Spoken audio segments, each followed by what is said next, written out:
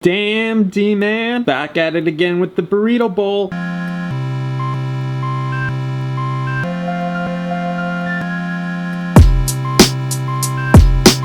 Today's video is going to be how to make a YouTube video. So we actually just got this green screen and it's the first time that I'm going to be using it today, so I'm kind of excited to see how the video turns out because you can just change the background throughout the entire video. And I can make myself like dance around the screen here and whatever. And, yeah.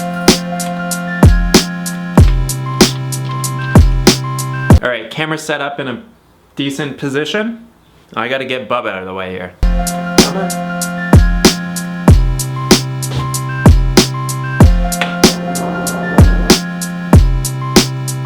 So this is kind of dependent on the camera that you use, but I can actually connect the 5D right to my computer and I can actually see what the camera sees from my computer. So the camera's shooting, this camera's shooting, and then you can see what is being shot through that camera. So the technical stuff about actually making a video is not really that important. You can make some of the best videos ever, the most like life-changing, inspirational, motivational videos that actually gets people to think with literally just like any type of point and shoot camera. The most important thing about a YouTube video is the actual like message behind it. Like, what am I trying to convey to the audience? Am I telling a story? Am I expressing a point?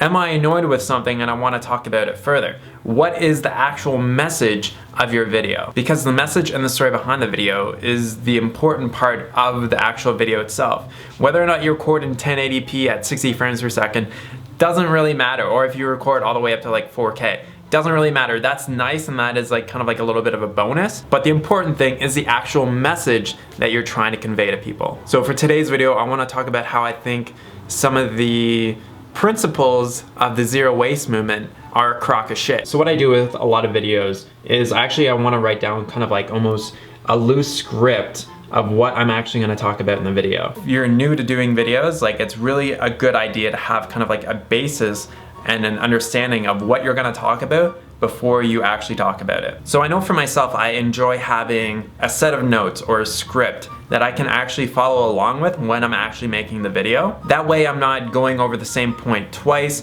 That way I just totally don't get off track. Videos are typically just gonna flow a lot better if you have some type of kind of like loose script that you're going by. So what a lot of people actually do when they're making videos is they read off of a teleprompter. For me, that's not like super comfortable. I'd rather kind of like have a basis of what I'm gonna talk about, but still just talk in the way that I normally talk, as opposed to reading off a script verbatim. When you're shooting a video, you wanna have a window or a door or some type of light source in front of you, and you want darkness behind you. So you don't want any windows or anything like that behind you, because then it just basically throws off the lighting for the video. I think the audio quality of your videos is one of the most important parts of it. If people can't hear you, then they're definitely not gonna watch the video. But say your video isn't in perfect like high definition, not a big deal if they can actually hear you clearly. So one thing that I've used over the last few years is an external microphone, because most of the onboard microphones for cameras absolutely suck. This makes the audio crystal clear. Camera's rolling, microphone's on, notes are up, second camera's rolling for the vlog. Let's make a video. How's it going, guys? Topic for today's video. How's it going, guys? Topic for today's video: why I feel zero waste. So the zero waste. So they've kind of like, see, I f up a lot when I'm making a video just because I've had like a speech impediment for a lot of my life, and it has been getting a lot better. But I really stuff up words a lot, and so I redo a lot of like clips and takes over and over and over again until I get it exactly how I want it to be. So a lot of the people in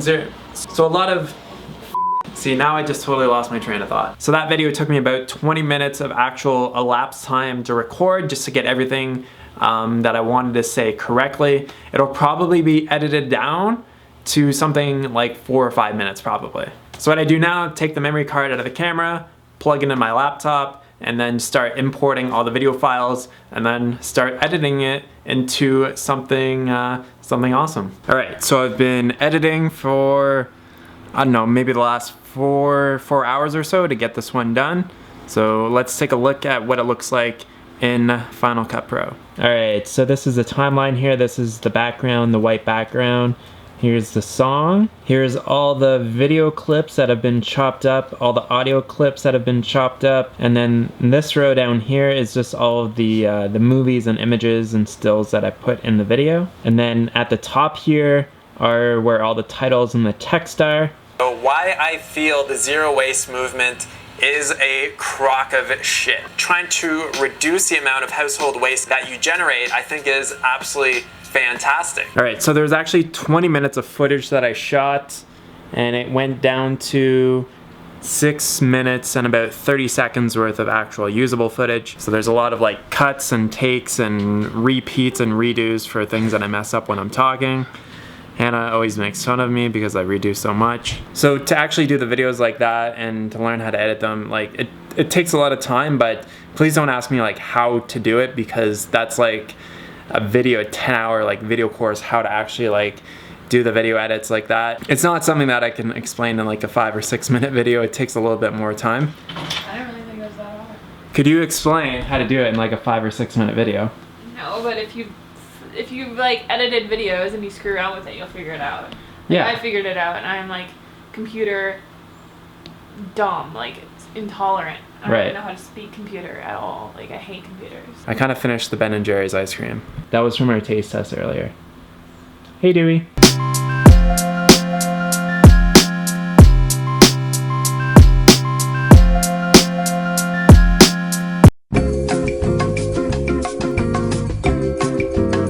likes to have a ball in it.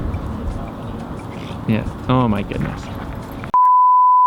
So we kind of like showed you a bit of the process for making a video. Probably something else that would be important to talk about would be like what types of videos should you make and where should you kind of get your ideas from.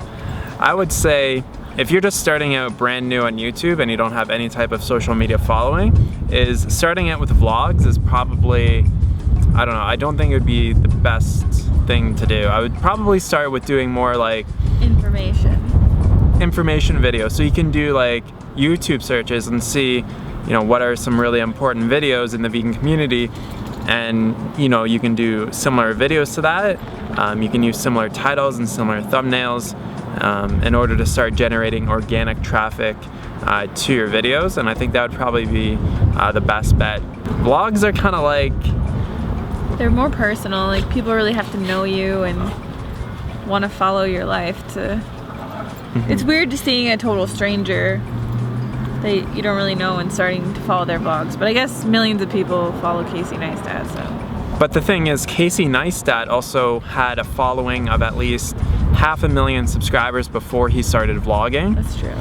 So it's very interesting. A lot of big channels will start to vlog on top of doing their videos so that they can put out more daily content.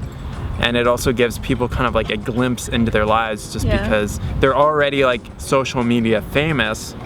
Like, I'm talking about channels like with like at least, you know, 2 to 10 million subscribers. I'm not talking about us, but like social media, like YouTube famous people, they'll start doing vlogs and people love watching them because they got this, you know, they're kind of like celebrities in the YouTube world. I think we get content from our videos usually from comments that people leave, or things that we will see other people post or other people do, and then we'll just kind of give our opinion on it. We don't really talk about other people, and we don't really use other people to like boost us in social media status or whatever. We haven't done it for a while. We have done it in the past, but we haven't done it for like a year or so. If it wasn't positive, I would never do it again. Because it's just karma. It comes back to bite you in the ass. It's not good energy, really. We want people to feel good. Yeah. And so when you put out good videos where you're positive and you're enriching and you're uplifting, helping people learn, and you could do a video like I did about the one that was off of Nicole Arbor's video, like the Dear Fat People one, where it was educational and it's like showing people the side that they're not really told, you know. If you can do a response video or a critical video in a positive way and not use overly dramatic titles and thumbnails that are just used for clickbait, which people have done recently, and it's kind of annoying. People hate clickbait. So a tip for like doing a vlog, if you're to vlog your day, is to try to think of a theme for the day. So like when I woke up this morning, I was like, I'm gonna make a video for my channel, and then I was like, all right, I'll vlog about how to make a video. And then other days we'll vlog about other topics and have a theme for the day. So at the end of the vlog, people kind of feel like they've gained some type of value or some knowledge or some entertainment or something, right? They've got something from the video. If you have any questions or comments about YouTube videos, don't ask us how to edit. That's just search it. Start search it. Yeah, you'll figure it out. If you have any other questions, definitely leave them down below, and we will catch you guys on the next vlog. I was gonna say tomorrow's gonna be exciting. Tomorrow's gonna be a fun little date day with Hannah and myself, and we will catch you guys on the next one. Talk to you soon. Peace.